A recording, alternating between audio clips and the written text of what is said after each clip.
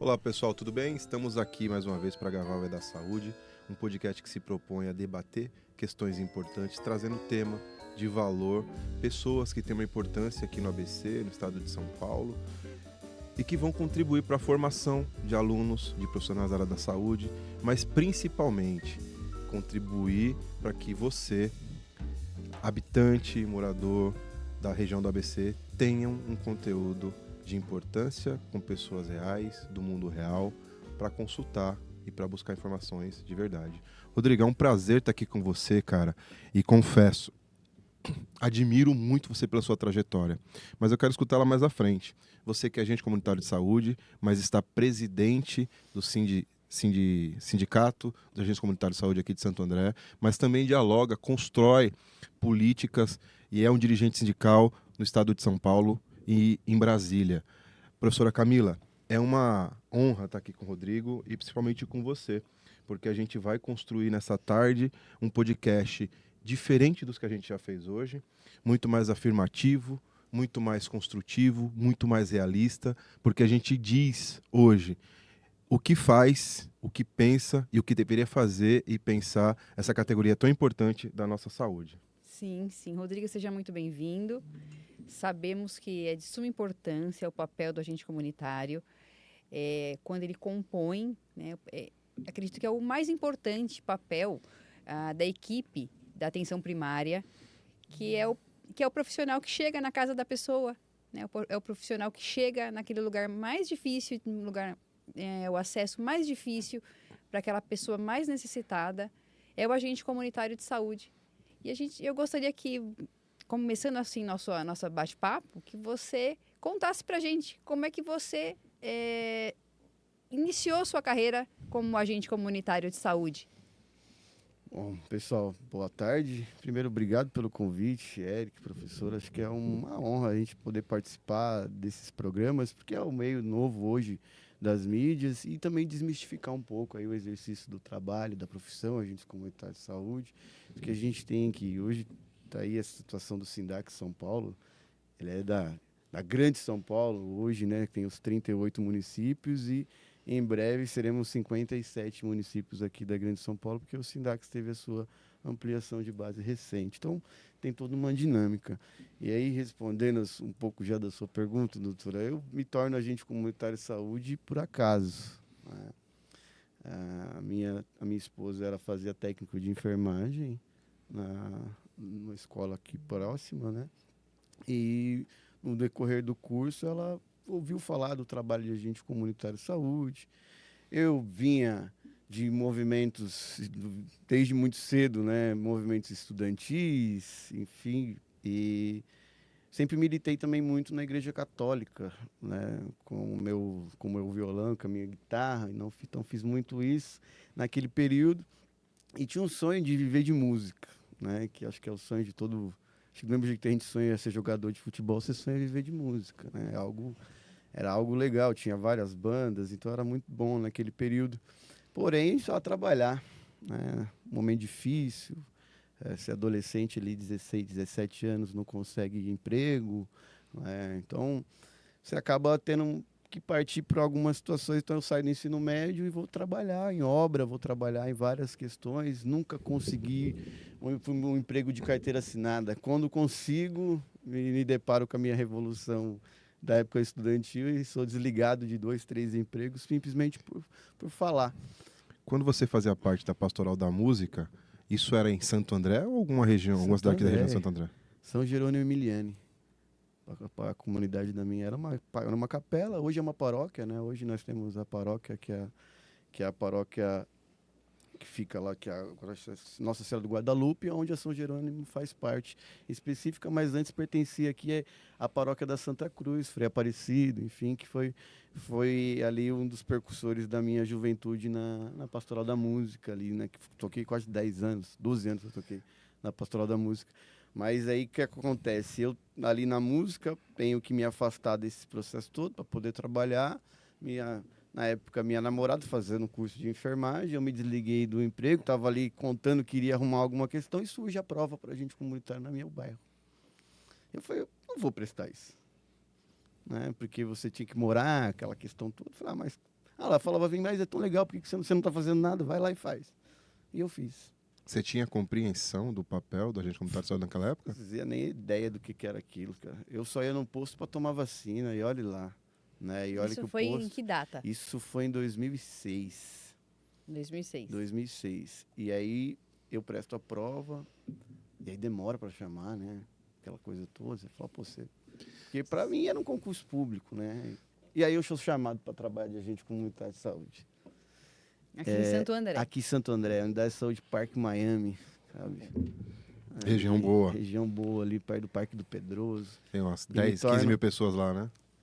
Hoje nós estamos trabalhando com esse número, né? Mas quando o posto foi inaugurado tinha 7 mil habitantes o bairro. Você tem uma ideia? Desenvolveu bastante. Indo-se em 92, né?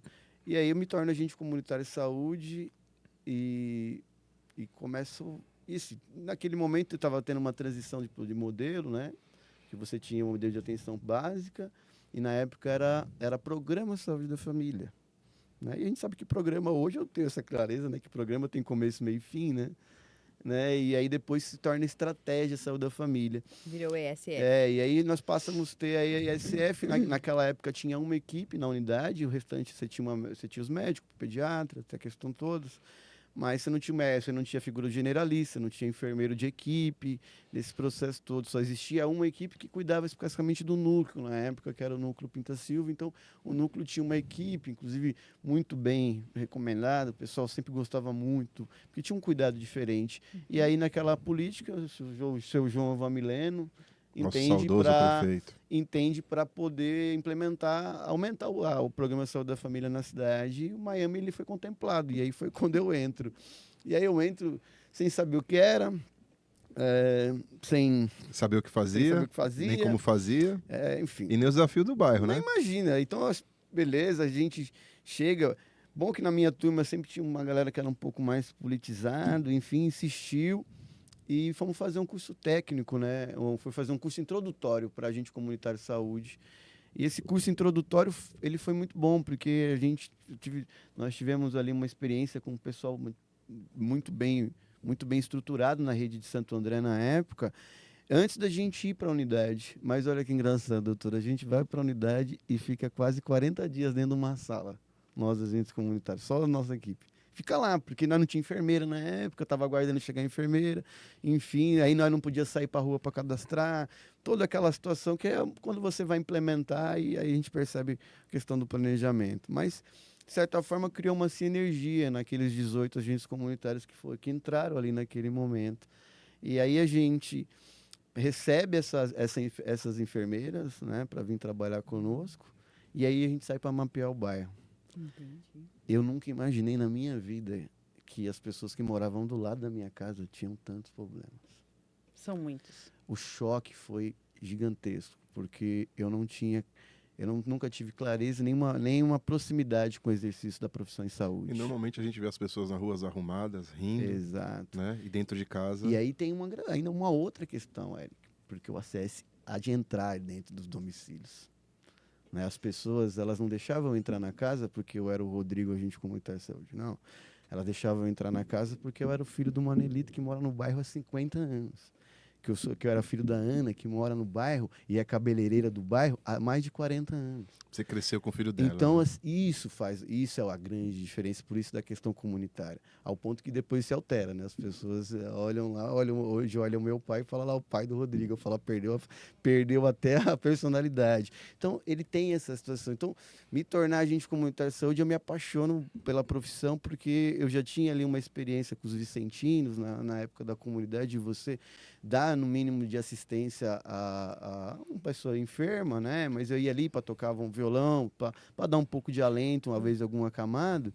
E você sabe, você sentia a ele. E o agente comunitário de saúde, ele passa a levar alguma coisa para alguém. As ferramentas do Eu Estado, lembro que né? quando eu ia fazer os cadastros, as pessoas falavam assim, é de graça? Eu falava, é de graça, porque não se tinha ninguém que levava alguma questão dentro da casa. A pessoa tinha que procurar a unidade. Sim. E naquele momento, o modelo tradicional, mais antigo, de UBS, ele é um momento que está esperando as pessoas chegarem, né? Então, a gente tinha um modelo primário de assistência, que hoje é outro, é claro, mas dentro daquele período que as pessoas tinham que estar aí no posto. Então, quando você passa a implementar a estratégia de saúde da família, você passa aí. Rodrigo, é uma Então, coisa muito interessante que você acabou de falar, né? A saúde até então era algo passivo. passivo. E passou a ser algo totalmente ativo Quando... e parte da vida das pessoas. E que começou a entrar dentro da casa da vida das pessoas, né? Mas a igreja tinha muito isso, né? Os movimentos Sim. sociais cresceram dentro da igreja. Então, quando você faz parte de uma pastoral, quando você faz parte de um trabalho tão importante no bairro e começa a fazer um outro trabalho, né? As pessoas desconfiam, né? Aceitam, e aí você acaba sendo parte daquela vida, daqueles movimentos das pessoas, né? Exato, Eric. Acho que, então, acho que esse é uma grande diferencial da profissão. Só que ela, como várias outras, né, é uma profissão que passa por metamorfoses, né? Ela vai se ajustando. Então, mas a premissa da educação popular de saúde, que professora, que é o que falta muitas vezes antes de começar o trabalho, né? Porque você ter clareza do que você está desenvolvendo. Tem todo um exercício ético de várias questões, imagina, tanto de coisas que você escuta assim, dentro da casa das pessoas que vai muito além da questão de saúde, se você não está preparado para lidar com esse processo. Então, e sem contar as vulnerabilidades, né? Porque hoje você pega um profissional de saúde, você está dentro de um espaço físico fechado, você tem ali as regras, você tem toda uma segurança do trabalho, ou pelo menos deveria existir todo esse processo. Agora, quando você está num ambiente externo, num ambiente de rua, nada daquilo está ali. E ainda mais numa vulnerabilidade dentro da casa das pessoas. Não a rotina, né? Porque você tem que imaginar o seguinte, ó, dentro da casa, a gente sempre, inclusive no nosso Código Civil, aí, Código Penal, aquilo que é dentro do domicílio é diferente. Sim. Então, imagina um profissional ali dentro, o número de... a questão de vulnerável que ocorre. Então, por isso essa questão comunitária, né, tá vinculada à profissão, de você ter que morar dentro da sua área de atuação. Então, a profissão ela surge aí, surge dentro desse aspecto ali em 2007 aqui em Santo André. E aí você começa, claro, entender um pouco mais e ir atrás mesmo, né? Porque acho que muda o que é um pouco da escola do movimento estudantil, de você não se contentar com aquilo e querer entender um pouco mais. Como faltava era todo dia era posta alguma dificuldade que muitas vezes a minha enfermeira não tinha um caminho que a gente pudesse dar, a nossa gerente da unidade não tinha um caminho que pudesse dar, falar para onde tem esse caminho, existe alguma questão na rede? E a gente ia atrás, sabe, daquilo. Eu consegui, junto com a minha equipe, a gente resolver situações dentro da comunidade, cara, que é até surreal de a gente dizer, como, por exemplo, você pegar a criança com câncer no olho, você pegar pessoas precisando de radioterapia, você pegar pessoas que têm úlcera varicosa das piores e não tem um acompanhamento com vascular. Eu nem sabia o que era um vascular. Eu não sabia nem o nome quem que era o médico que cuidava de uma pessoa com uma patologia, por exemplo, de câncer. Isso é algo central, né, Rodrigo? É algo Porque central. Assim, quando você se apropria da profissão. Você se apropria da profissão. Quando você se apropria dos problemas que os profissionais enfrentam. Quando você se apropria da equipe multidisciplinar. E quando você já tem propriedade do ambiente, você começa a trazer tudo isso para a tua realidade e não passa a ser, deixa de ser o problema do outro, né? E passa a ser teu problema. Talvez aí seja algo importante para a gente fazer um recorte, né? Sim. Porque imagina a importância do ACS, do Agente Comunitário de Saúde, antes da pandemia e o pós-pandemia. Onde a gente passou a ter números e olhar para números que são extremamente gritantes, como, por exemplo, o aumento da violência dentro de casa, contra a mulher, contra a criança. E como que foi, Rodrigo, essa sua transição de se apropriar dos problemas da equipe, dos profissionais, da equipe, do processo de cuidar da saúde do bairro e pensar a saúde do município inteiro e agora a saúde de uma região inteira e lidar com a presidência e com esses desafios, porque você cuida do usuário, dos ACS que cuidam dos usuários e ajuda a pensar a saúde nesses municípios. Como que foi? Como que foi para você se ver presidente dos ACS, sindicato, e ter essa autoridade e esse patrimônio de cuidar de todos esses problemas? Ele é algo que vai acontecendo, né? Então, quando a gente está ali exercendo o trabalho da profissão, eu juntei duas coisas, que foi a música, né? Aí eu tinha lá escrito que eu poderia fazer atividades. Só estava escrito, ó, atividades dos agentes comunitários. Eu perguntei para minha encarregada, falei, o que é esse justificativo de atividades? Ah, falou, isso aqui é para os grupos que você pode fazer. Eu peguei e falei para ela, falei assim, podia dar aula de violão aqui no posto? Porque ela falou, mas como é que você vai fazer isso? Eu falei, eu dou aula de violão aqui no posto e a gente faz um projeto. Aí o projeto chamava Tocando Saúde. Aí eu dava aula de violão, só que é o seguinte, para as crianças participar, a mãe tinha que ter com o PPN em dia, o pai tinha que ter passado uma vez por consulta. Aí você imagina as crianças atazanando os pais por isso. Então a gente transforma o posto de saúde naquele momento também numa questão cultural. Esse trabalho foi tão exitoso, Eric, aqui na cidade, que eu acabei escrevendo ele para a Mostra de Saúde da Família em 2008. Né? Logo um ano depois que eu estava, ele foi aprovado para me apresentar em Brasília. Lá que foi minha primeira ida, para ser sincero, acho que foi a minha primeira vez que eu saí do estado, né? E fui para Brasília, né? Pago pelo município, foi algo bem, bem diferente. Eu chego em Brasília e me deparo com uma outra situação de agentes comunitários do Brasil, das atividades. Até porque aqui, no nosso caso, São Paulo é tardio, né? A organização, como a gente comparado com o Norte, com o Nordeste, até do próprio Sul, se a gente for mais antigo, nós vamos ter experiências mais exitosas do que nas metrópoles. E né? anteriores, né? Do que anterior. Então, no nosso caso, ainda é tardio. E eu percebo que existia aí uma situação muito dinâmica nos outros estados. Eu falo, pô, algo está muito errado, né? E volto para a minha unidade, e até porque aí vai de encontro a isso. Como é que você resolve os problemas? Se você não é considerado profissional de saúde. Nós não éramos considerados profissional de saúde. Então, assim, a profissão, para ela não morrer, ela precisava passar por um processo de organização. E é o que a gente passa a transformar. Só que aí, como é que se organiza alguma questão no berço sindical? Aqui não se cria sindicato de gaveta, aqui se cria sindicato de luta. O ABC é referência O mundial. ABC é nisso. referência mundial. Nós temos, acho que hoje, a maior dificuldade nos trabalhadores da saúde, mas a gente precisa olhar o histórico de organização na saúde, que foi a que mais sofreu com as intervenções lá atrás de Getúlio.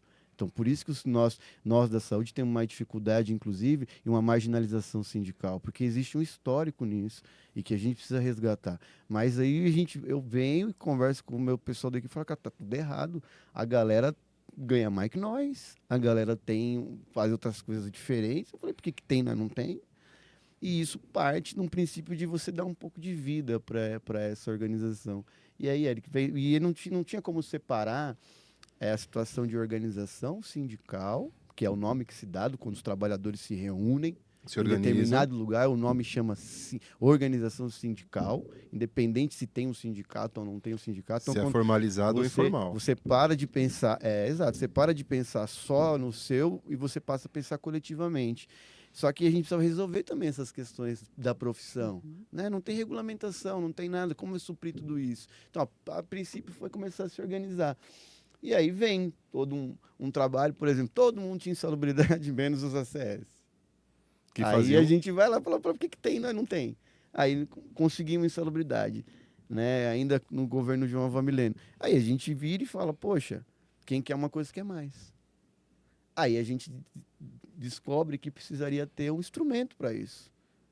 Não adiantava ser um instrumento de associação ou algo do tipo. Tinha que ser sindical.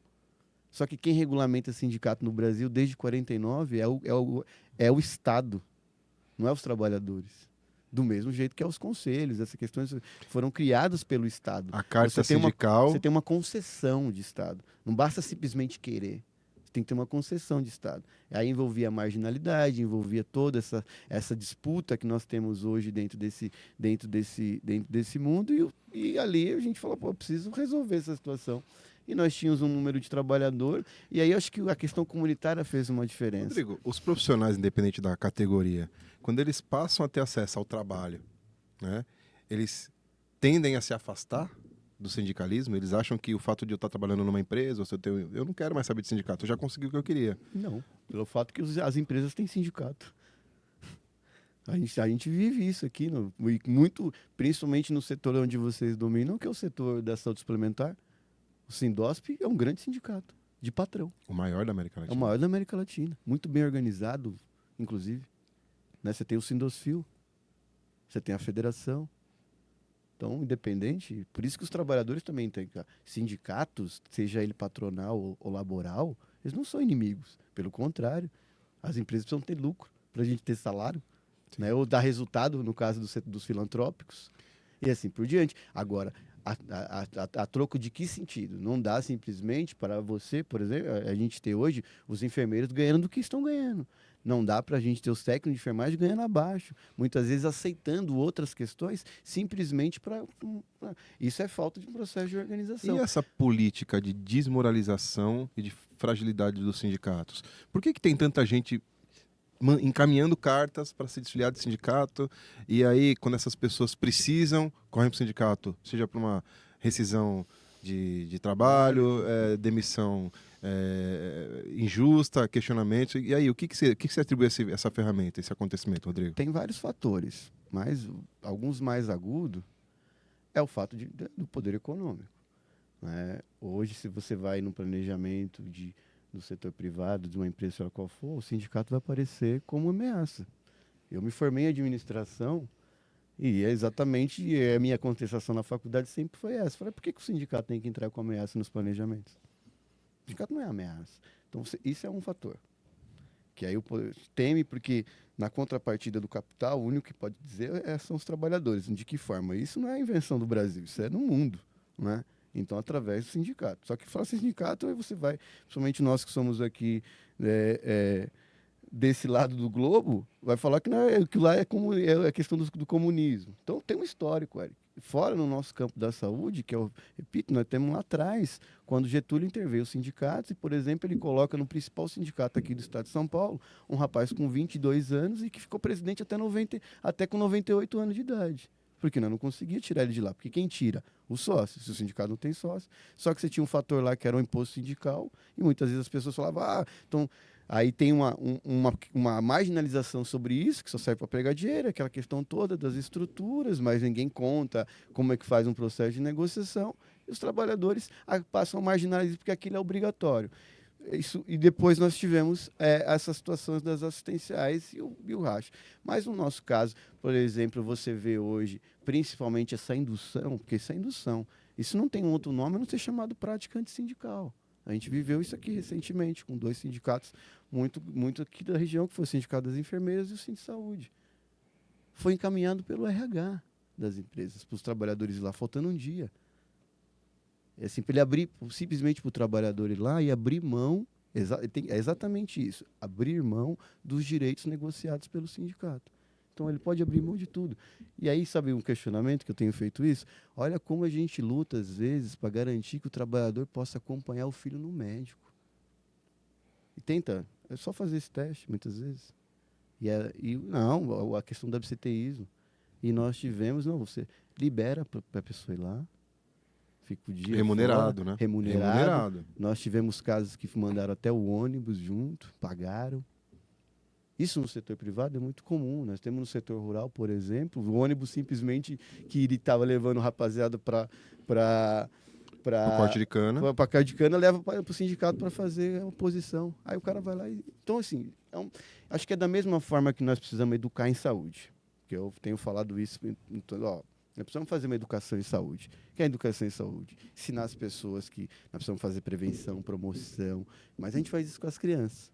Né? Porque para nós ter um futuro lá na frente, né? Porque saúde você não pensa para agora somente, você pensa para frente. No caso das organizações de trabalho, do trabalhador, por exemplo, você não vai me ver nunca falar que a pessoa é colaborador, né? E você não vai ver nem eu e nenhum outro sindicalista falar que a pessoa é colaborador. Colaborador de quem? Colaborador do capital? Não, ele é trabalhador. Ele é trabalhador, como o dono é trabalhador também, né? Então, essas nomenclaturas que foram dadas por corporações... Gumertização. Enfim. Mas são todos trabalhadores. Então, no caso do trabalho, a gente também precisa fazer uma educação do trabalho, né? E que é isso, quando você conquista algo junto, você percebe. Então, hoje o nosso sindicato ele tem um processo de organização mais próxima, né, que são as organizações para o local de trabalho, onde você constrói as pautas juntos. Então, as pessoas têm, o nosso pessoal que está vinculado conosco, que já há algum tempo que acreditam, então ninguém acredita em ideia pronta. Você constrói junto. E aí, quando você constrói junto, você também conquista junto. Então, não tem nada melhor de quando você, por exemplo, vai fazer uma estratégia de atendimento em determinado lugar E aí a gente vê aquela vulnerabilidade, que o ACS fala, que o médico fala, que o enfermeiro fala, a gente junta, chega num resultado incrível com a comunidade. De atendimento, as pessoas contam isso, porque nós fizemos junto. Então, quando a gente leva para a organização de trabalho, também é junto. A gente precisamos construir junto. Precisa, ouvir os trabalhadores, ouvir o que a gente precisa encaminhar as pautas, e isso fica dentro de um processo. Agora, não é simples. No nosso caso, nós tivemos algumas vantagens. Não existia nenhum outro sindicato prévio, não existia o exercício da profissão específica. Nós temos uma outra. Então, quando a gente passa a fazer esse processo mais próximo, a adesão ela é maior, mesmo ainda com a marginalização, porque de fato foi uma marginalização criada. E essa marginalização de que sindicato é inimigo, que sindicato tem isso, é algo que está posto na sociedade e nós vamos precisar alterando. E aí, é claro, juntou algumas outras coisas que jogou a pá de cal, que foi a reforma trabalhista, que por mais que existem críticas, você transformou o ilegal no legal. E é assim que nós estamos vendo o resultado agora. A prova disso é essas quarteirizações, pejotização, uberização. A uberização é algo que vinha, a gente precisa entender que muitas coisas mudam. Ela precisa ser regulamentada, isso é fato, senão vai virar pirueiro. Né? Senão nós vamos ter problema mais sério no futuro. Mas não contra nada dos pirueiros, né? Longe de mim falar isso. Mas nós precisamos regulamentar, porque se não regulamentar, tudo nesse Brasil a gente precisa estar claro. E aí, no caso específico dos PJs, disso que tem tido, e quem está sofrendo mais com... Eu pergunto, quem está sofrendo mais depois da reforma trabalhista? Nós, os trabalhadores da saúde. Só que ainda não se deram conta porque a nossa desorganização em âmbito é tão grande que nós não vimos, por exemplo, hoje, com quantos anos vai se aposentar um enfermeiro hoje? Infelizmente, né? Então, é o que a gente está falando, né, Rodrigo? Camila, professora. A ação do agente comunitário de saúde, ela é tão efetiva quanto a ação de um médico e de um enfermeiro. Sim. Porque ela tem sua importância. Né? Então, o agente comunitário de saúde, quando sai do próprio bairro e começa a enxergar um bairro como ele realmente é, ou seja, nós não somos as roupas que a gente usa. A gente é a comida que a gente come, a casa que a gente mora, o saneamento que a gente tem acesso, o tempo de deslocamento da nossa casa para o nosso trabalho. Nós somos esse conjunto de coisas. Se a gente não tem essa consciência, a gente ganha R$3.000 e acha que ganha bem. Exato. Então, a organização da saúde, o pensamento da saúde e a legalização das relações de trabalho e a remuneração são importantes e contínuas. E aí, Rodrigo, quando você passa a ser um ator, né? Porque você era um indivíduo da comunidade, mas você passou a ser um ator quando você começou a pensar na comunidade. Hoje você é um ator na cidade de Santo André, é um ator na região do ABC. E você passa a ter consciência da tua responsabilidade e dos desafios que a cidade tem, você claramente percebe o quanto de valor que os ACS devolvem para o município. Né? Isso do ponto de vista financeiro, do ponto de vista político, mas também do ponto de vista humano. Porque se você forma, você está preparando esses trabalhadores para daqui a pouco serem, como você, presidente do Sindascs, né? Serem dirigentes sindicais, mas serem mais que isso, serem ator da sua própria vida e da sua construção. Você tem consciência desse papel e dessa importância? Tenho. Acho que tem sido um desafio agora, de levar mesmo clareza do que é o trabalho do agente comunitário, né? Como eu falei, a gente estava passando por um processo de metamorfose, né? Enfim, a pandemia mudou muito a gente. Só que, no caso, principalmente da atenção primária, nós já tivemos uma ruptura ali em 2016 com a mudança da estrutura nacional. Né? Nós tínhamos muitos programas em andamento, né? PEMAC, da melhoria contínua do atendimento. A União ela não é um indutor executivo, né, da ação, mas ela é financiadora, mas depende de captação dos municípios e muitas coisas se romperam ali na atenção primária ao ponto que ela perdeu o rumo já ali no meados de 2016. A prova disso é você pegar a Política Nacional de Atenção Básica, que foi construída exatamente naquele período, ao apagar das luzes, para conversar com todo mundo no Brasil. Ninguém sabe como aquilo foi discutido, né? Porque ela ia contra algumas diretrizes, inclusive, que estavam postas ali, porque vem o teto de gasto, então quem perdeu mais? A saúde. Então, do dia para a noite você tira. Inclusive, tivemos uma primeira ruptura ali, que foi dizer que na atenção básica você tinha um recurso PIB fixo. Os municípios recebiam recurso por habitante, independente disso. Aí depois passou a receber só por CPF. Ele quer dizer o seguinte, ó, você que tem convênio médico, que não vai na unidade de saúde, você não usa o SUS. Então o município não recebe. E a gente sabe claramente que isso é mentira, que o dia do SUS ele está vinculado em várias políticas de saúde hoje, né? Mas foi a primeira agressão e ali nós ficamos praticamente... Quando vem depois todo todo o processo que a gente viveu no Brasil, e aí nós tivemos, eu nem digo que, eu nem sei o nome que a gente pode dar para isso, porque isso é coisa que você só estuda, né? Você nunca iria imaginar que nós íamos passar por aquela dificuldade que nós passamos na saúde, que foi a pandemia da Covid. A atenção primária, por falta de orientação, ela praticamente deixou de existir do dia para a noite. Porque a primeira coisa que fizeram foi fechar as unidades de saúde e trabalhar com atividade aguda grave. O mundo, Eric, olhou para nós na pandemia achando que a gente iria se dar muito bem, porque ninguém vacinava mais que o Brasil. O único que tem uma saúde pública integral é o Brasil. O SUS é um projeto mundial, referência. E aí você fala, não, o Brasil vai tirar de letra as questões da pandemia. E aí a gente sabe o que a gente viveu. Eu até costumo brincar que eu falo assim, ó, a gente passa a vencer a pandemia quando a atenção básica de fato entra na guerra. Que é começar a convencer as pessoas que tinham que tomar vacina. Sabe o que eu queria te perguntar? Quanto ao desgaste dos profissionais dos agentes comunitários. Como que vocês tratam isso? Porque eles têm o desgaste mecânico, físico. Tem o psiquiátrico, que é fortemente afetado. Né, porque a estratégia Saúde da Família, ela tem a função, né, de levar saúde, promover saúde para a comunidade num todo. Então, e o agente comunitário compõe a equipe de estratégia Saúde da Família. Então, ele adentra das casas e lá ele encontra situações de violência, encontra situações de vulnerabilidade, encontra situações de todos os tipos. Além do que mais?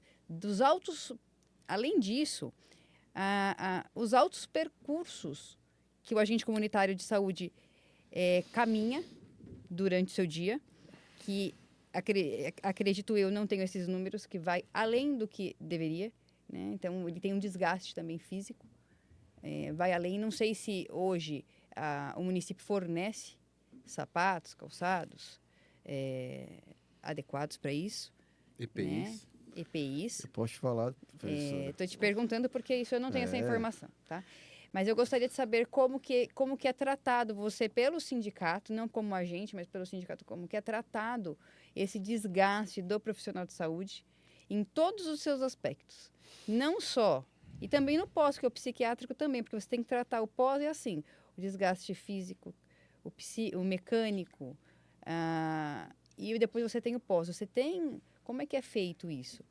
O psíquico lá na frente, ele tem acompanhamento? Como que é feito? Infelizmente, doutora, na grande maioria dos municípios, não. Hoje, por exemplo, fora os desgastes físicos, que aí a gente pode... Os principais, joelho, coluna, né? Nós temos um dado estatístico já quase pronto de vários profissionais que sofrem dessas patologias específicas e a gente tem dificuldade de provar que é desgaste de trabalho, porque, por exemplo, você não tem um exame periódico de fato, né? Você tem lá um periódico, mas não tem o periódico laboral específico, né? E mas todas isso não essas está regulamentado ainda? Não, tem regulamentação, até tem, mas a questão é ser cumprida, né? E aí você tem que muitas vezes recorrer às ações judiciais. Mas as que são principalmente físicas, enfim, que causam um afastamento, né? A gente tem recorrido a fazer os CATs, né? Que é o sindicato, muitas vezes, quando não é aberto pelo empregador, pela prefeitura, enfim, o sindicato abre o CAT, né? E da grande maioria a gente tem avanço aí com os institutos de previdências próprios ou com o Instituto Geral. Então, normalmente, quando o sindicato abre, essas notificações de acidente de trabalho vinculadas a isso são reconhecidas, mas aí nós temos as outras, que são que, síndrome de burnout, acidente de trabalho é uma coisa, né? Mas você tem a prevenção. Como que é tratado essa prevenção? Não. Porque assim, a prevenção você você trata com EPIs. Exato. Você trata com ginástica laboral, Moral. você tem promoção em saúde para o agente comunitário de saúde, com promoção em saúde para o agente comunitário, porque você fala em promoção em saúde para a população, para a comunidade é uma coisa, mas a gente tem que falar em promoção em saúde para o agente comunitário, porque ele é uma vítima, como eu falo, ele é um paciente, né? Ele precisa também de atenção. Então, isso hoje o agente comunitário de saúde não tem. Não tem, não só o ACS, não tem como nenhum outro profissional da rede pública de saúde tem. Né? Essa a gente tem muito claro. Se você vai... acho que as pessoas que trabalharam, às vezes, em algumas empresas, e você, por exemplo, estabelece isso onde? Eu acho que é engraçado. Onde que você estabelece e regulamenta que vai ter, por exemplo, uma ginástica antes do horário? Tem. Então, mas onde que está estabelecido? Sabe onde é? Você tem programa de saúde. No acordo coletivo de trabalho, que é uma contrapartida do empregador. Entendeu? Por isso que é a importância dos sindicatos. Você estabelece isso lá. Porque mesmo o empregador querendo fazer, ele precisa estabelecer. Porque aqui tem um custo, tem os horários, como pode ser colocado, como ele vai regulamentar aquilo. Nós estamos falando de relação de trabalho. Tem que estar estabelecido no instrumento. O instrumento é a convenção ou o acordo coletivo. Na grande maioria, é uma contrapartida. Que as empresas, elas acabam colocando, eu não posso dar um aumento aqui, mas nós vamos estabelecer isso. Como nós avançamos, por exemplo, que tem que ter vale-refeição. Antigamente as pessoas tinham que levar marmita e não tinha onde comer, né? A partir de X funcionários e assim por diante. Essa é algo que nós precisamos implementar, é algo que nós estamos trabalhando. Então, hoje nós temos o cuidado com o cuidador, né? Porque quem que cuida e como ele está sendo cuidado. E aí levar isso para o agente comunitário. Quando eu cito para você sobre essa questão que a gente dos acidentes de trabalho, porque, por exemplo, uma questão de desgaste do joelho é um acidente de trabalho. É um acidente de trabalho, porque eu estou ali caminhando bastante direto, e aquilo causa um desgaste. Se eu não tivesse o exercício dessa profissão, seria um desgaste. Talvez eu não teria esse desgaste. Do mesmo jeito que nós defendemos a insalubridade. Porque nós, trabalhadores da saúde, somos insalubres. Porque a nossa expectativa de vida é menor. Exato. Vocês têm um percurso mínimo? Não. Pré-estabelecido? Não tem um percurso mínimo pré-estabelecido. O que a gente acaba, que hoje simplesmente é dividido no número de indivíduos que o agente comunitário de saúde ele atende. Né? Hoje estão dando nome de indivíduos, né? Nós falamos que é as pessoas. Né? Pessoas. Nós, agentes comunitários, chamamos de cadastrados. Os nossos cadastrados. Né? Mas para a sociedade como um todo, nós estamos dando a gente dá nome de indivíduos. Então, você vai ter, por exemplo, microáreas, e a gente pode citar algumas aqui na nossa cidade de Santo André, como no Recreio da Borda do Campo, que está 5 quilômetros da unidade. Então, você imagina, se você dá a unidade da sua área de atuação, na unidade é 5 quilômetros, dentro de um bairro. Nós temos essa mesma realidade em Paranapiacaba, nós temos essa mesma no Parque Andreense, nós temos essa mesma realidade lá no Areião, depois do Balsa São Bernardo, a pé. Vocês não têm meio de locomoção? Seria o meio de locomoção pública. Que nós não temos passe motorizada, livre, por exemplo. nada? Motorizada, nada. Tudo próprio. Tudo próprio. Os ACS que acabam, de certa forma, utilizando o próprio para poder fazer esse percurso indo e vinda. Em alguns lugares, por força de acordo coletivo de trabalho, estabelece, por exemplo, que o agente comunitário de saúde, ele não precisa voltar para a unidade no final do dia. Porque imagina, eu vou para a unidade de manhã, estou lá. Aonde que eu trabalho? Na área. Aí eu vou ter que... Só que assim, eu tenho que bater meu ponto 5 da tarde. Né? Eu vou bater meu ponto 5 da tarde. Então eu estou aqui, 2h30 trabalhando. Aí eu tenho que voltar 5 km só para ir lá bater o ponto, depois voltar de novo, porque eu moro aqui. E por isso que a importância é uma questão territorial diferente, a questão comunitária, e mesmo assim nós precisamos avançar na relação de trabalho, porque elas vão mudando, elas vão mudando. Por exemplo, a gente tem que a todo momento a gente se depara nas prefeituras ou nas organizações, nas fundações, as autarquias de saúde, nós temos de tudo na nossa base. Né? A gente não pode fazer isso porque o Tribunal de Contas está apontando. Aí nós lá no Tribunal de Contas para falar, vocês estão colocando um apontamento lá que você desconhece a profissão. Diz toda a realidade. Diz toda a realidade. Mas como é que o empregador faz aquilo? Tem que discutir no acordo coletivo. Aí nós vai lá no acordo coletivo e fala, para questões específicas os trabalhadores estão dispensados do ponto. Tem lugares que a gente consegue, a pessoa vai lá 2 vezes por semana. Porque o trabalho dele é aqui, não lá. E uma questão muito importante trazer, como você muito bem trouxe, né, Rodrigo? Mas frisar, como eu acho que é importante, o agente comunitário de saúde é um ator político no seu bairro. Precisa pensar política, precisa se posicionar politicamente, precisa compreender política, porque, afinal de contas, quando ele vem com uma realidade para um juiz, né, ou para um legislador, ele vem com a realidade que é totalmente distoante da realidade do cara. Então, a gente que está aqui no centro acha normal dar uma caminhada, descer e pegar um leite no mercado. Na verdade, Eric, ele é o olho, ele é a visão do munícipe lá na ponta. E a organização sindical pensa e organiza ele nesse ponto de vista sindical. Mas como que é a ação política, né? Com tantos dedos, com tanto cuidado, com tanta, né? Com tanta, com tanta mina espalhada nesse caminho do ACS? É interessante essa pergunta, porque assim, as pessoas perguntam, falam assim, Rodrigo, eu preciso falar com os ACS. Aí eu falo, aí eu brinco e falo, você sabe o que ele faz? Aí a pessoa fala assim, ele entra na casa.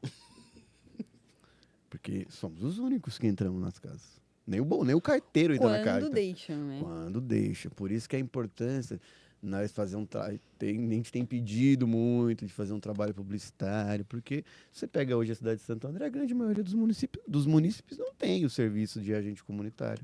Nossa cobertura aqui na cidade é uma das piores, né? Agora que estamos trabalhando para que todo mundo tenha o mesmo serviço. Porque, assim, imagina, quem mora aqui no centro não tem direito de ter um agente comunitário. Ele pode não ser tão necessário quanto hoje nas comunidades, nos lugares mais difíceis. Mas é necessário que tenha. Né? E como se desenhar esse formato? A prova disso, nós temos São Caetano hoje com 115 agentes comunitários. E cabe mais lá, e a gente trabalhando dizendo que cabe mais. Então, agora... Em Santo André, quantos somos? Hoje nós estamos em torno de 320, cara, que é o maior quadro desde 2010. Seriam necessários? Hoje, com a portaria que saiu agora no dia 7, né, estamos pedindo já aí um esclarecimento para saber exato, que são formados 132 equipes homologadas pelo Ministério, a gente conta que tem que ter 5 por equipe, porque senão não faz saúde da família. Embora a política nacional fale diferente, mas as leis dos ACS diz outra, né? São 668 agentes comunitários, que é o número que deveria ter, conforme a última portaria que foi homologada. Que nós sabemos efetivo, nós temos 100 equipes estabelecidas, né, já na cidade, que é um número muito bom, 100 equipes, mas com 300 agentes comunitários. Eles estão num processo de redivisão, nós trabalhamos muito para o edital aí, acho que tem 250 pessoas aguardando ser chamadas, nós esperamos que nos próximos meses essas pessoas possam ser chamadas e compor esse quadro que a gente até brincando agora, falando que se fosse 100 equipes, seremos 500. Será o maior quadro específico de profissional da cidade, porque nem na Guarda Municipal a gente está com esse número, quando a gente fala de profissão diferenciada, né? Porque, por exemplo, os guardas municipais, eles são uma profissão diferenciada e agentes comunitários são uma profissão diferenciada. Então, e sem contar que é criação de emprego. E aí, só finalizando a sua pergunta, Eric, é uma pessoa que se autopolitiza também, né? Porque ele é morador do bairro, né? Ele vai lidando com vários outros fatores. Aí ele vira referência para a igreja, para o centro de candomblé, para o centro de Umbanda, para as testemunhas de Jeová. Ele é referência dos bares, ele é referência das escolas. E aí ele é referência para o pessoal do serviço social e é referência da classe política, dos vereadores, das associações. Ele é enxergado, né? Ele é enxergado. E aí, olha que interessante. Fomos em torno de 90% de mulheres, né? Agentes comunitários de saúde. É uma ironia o presidente ser homem. Vocês sabiam disso? Aí mostra como é mais difícil para as mulheres. É um quadro parecido com a enfermagem, né, professora? Muito mais difícil, mas as mulheres são aguerridas. E aí sim, a gente tem um quadro também, agora mudou um pouco, né, por conta da evolução salarial, né, mas a grande maioria de primeiro emprego, né, que vinham trabalhando e se deparam com essa realidade política nos bairros, um choque também, né, porque você tem de várias situações, mas você pode conversar com cada uma delas, que elas vão te dizer de cabo a rabo as políticas que estão certas e as que estão erradas na área de atuação que elas trabalham. Então ela passa desse processo de politização. Muitas acabam fugindo, porque você tem uma marginalização clara dessa questão política. Quando fala de política, a pessoa só lembra em partido, né? Ela não consegue entender. Então, a primeiro momento fala política, ela fala partido. E não. Então, quando elas passam a transcender que a política é além do partido, que o partido é só é um dos instrumentos da política, elas passam a integrar, do mesmo jeito que integram um sindicato. Dos 300, hoje nós temos em Santo André, 320, nós temos em torno de 295 sócios. Meu Deus. Temos 92%. No ABC, nós temos 85% de associativo. A diferença é que nós fomos dizimados. Essa é a questão. João Vamileno sai do governo, nós tínhamos 300 ACS. O Aidan ganha, tenta manter a política, mas o salário é muito baixo, muitos trabalhadores acabam saindo. Depois de João Vamileno, ninguém conseguiu fazer processo seletivo efetivo. Nem o governo do Celso Dani, nem o governo do Aidan, nem o governo Grana, e no governo Paulo Serra afundou a gente ainda mais. Talvez seja justamente por isso, viu, Rodrigo? Porque como são agentes, né, políticos, como são pessoas críticas, como formam opinião, né, ninguém... E aí a gente chega na cidade, você tem uma ideia, a 162 agentes comunitários, cara. Foi muito duro para conseguir fazer, porque tinha uma vinculação de como contratar, se pode contratar, veio a regulamentação. E aí, no início de muitos governos, nós tivemos aí uma demissão gigantesca de ACS em São Bernardo e Santo André. Entre esses ACS, tem uma ideia, em São Bernardo foram quase 200, em Santo André, numa leva só, foram, acho que 42. Reintegramos todo mundo, Eric, na justiça. Todo mundo. Nós reintegramos. Porque tem um papel importante. Aí passa a mudar. Então, quando a gente faz, por exemplo, no caso aqui, nossa Fundação ABC, que assinou um TAC, dizendo que agentes comunitários de saúde não pode ser demitido sem justa causa, né?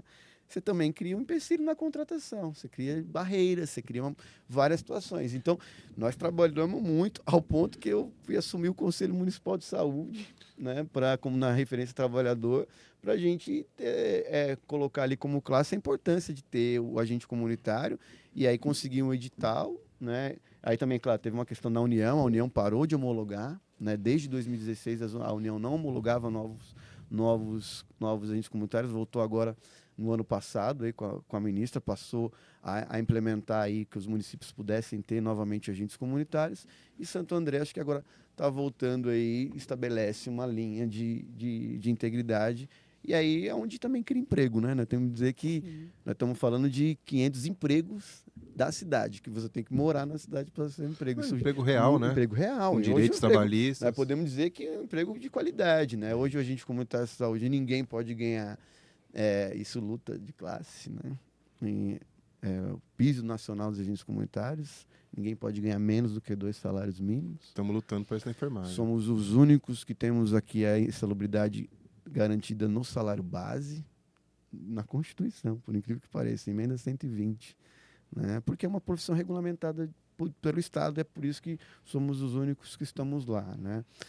Nessa situação você tem a União que repassa o salário, e o empregador, que é o município, ele entra com as questões patronais. Então, nós podemos dizer que você faz 2 questões. Você cria emprego de qualidade e dá assistência na sua própria cidade.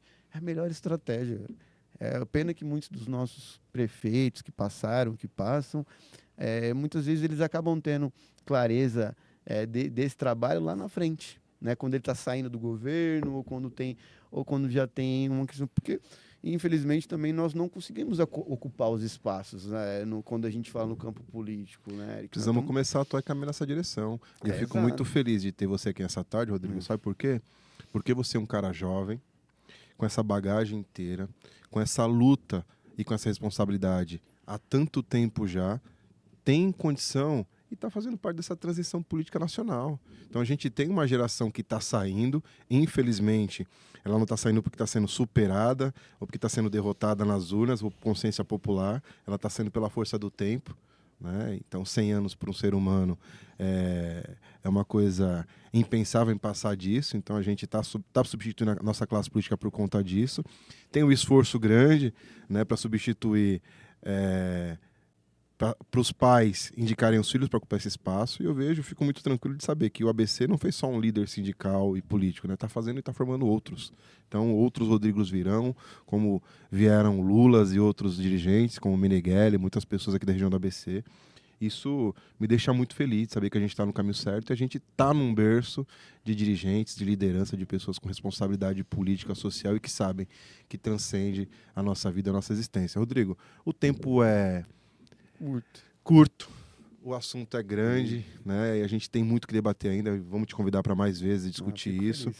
Eu fico muito feliz de ter recebido você aqui nessa tarde, meu irmão, e me permita te chamar de irmão, porque vendo que a gente tem a mesma convicção, a mesma direção, os mesmos valores, a mesma fé no Brasil, fé nas pessoas, e que a gente está tão intrinsecamente ligado à vida das pessoas e fazer com que as pessoas tenham qualidade de vida, tenham saúde, é algo que transcende qualquer outro valor social, valor da cidade. Então, cara, muito obrigado. Professora Camila, também muito obrigado por estar aqui mais uma vez com a gente. Eu agradeço, Rodrigo, a presença. Muito bem-vindo. Sempre que tiver oportunidade, esteja aqui com a gente. Eu agradeço o convite, porque tem pouco espaço ainda para dialogar sobre o exercício da profissão. Tem muita coisa ainda que a gente precisa transcender. Por exemplo, o ACS, né? Poucas pessoas conhecem o que é ACS. Né? O GCM todo mundo conhece, mas ACS... Então, nós precisamos colocar isso um pouco mais à frente. O ACE, que a cidade não tem nenhum. Aqui o ABC está muito deficitário do ACE. Estava aí o que nós passamos com a dengue. Então, eu acho que é importante. Fico muito feliz de vocês terem me convidado. Eu acho que o Sindicato dos Agentes Comunitários de Saúde está aí para Só um adendo. Rodrigo, explica para eles o que é ACE. A ACE é Agente em Combate a Epidemias. Né? Porque agora nós vamos passar a representar os agentes em combate a epidemias, então o pessoal também me cobra muito, você não falou do ACE, eu falo, poxa, realmente. Então, a gente passa a representar agora os ACE, né? Que é mais conhecido como ACE, né? Mas é o ACE, que é o Agente em Combate a Epidemias, que tem um trabalho mais de vigilância, né? E nós, agentes comunitários, temos mais um trabalho vinculado aí à promoção em saúde. Então, esses espaços é fundamental para que a sociedade como um todo, os demais profissionais, né, que muitas vezes não têm o contato direto, e até para diminuir um pouco o atrito, porque hoje a gente tem muito atrito, por exemplo, com o enfermeiro, né?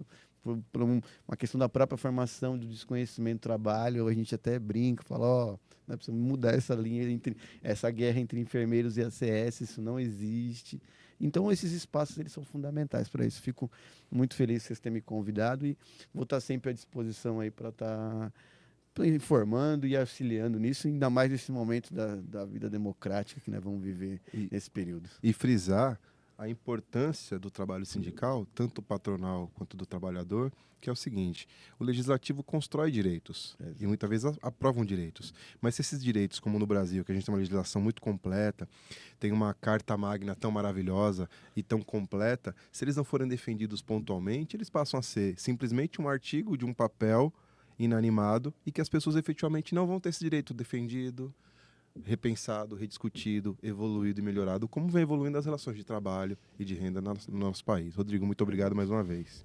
Muito obrigado, pessoal. Recebi aqui o Rodrigo, que é presidente do Sindax da Grande São Paulo, um amigo, um companheiro de luta e alguém que com certeza vai agregar muito para vocês que estão assistindo nosso podcast da saúde. Até a próxima.